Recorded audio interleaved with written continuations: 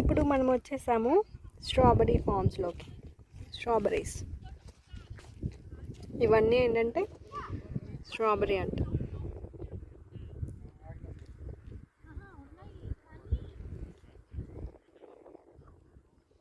So ఇప్పుడు మనం ఒక మంచి స్ట్రాబెరీ చూసి కోద్దాం.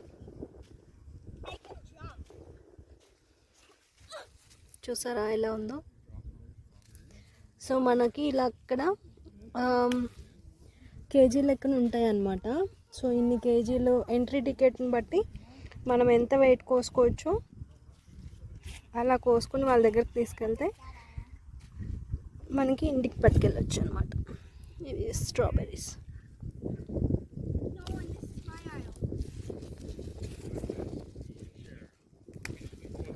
ఇలా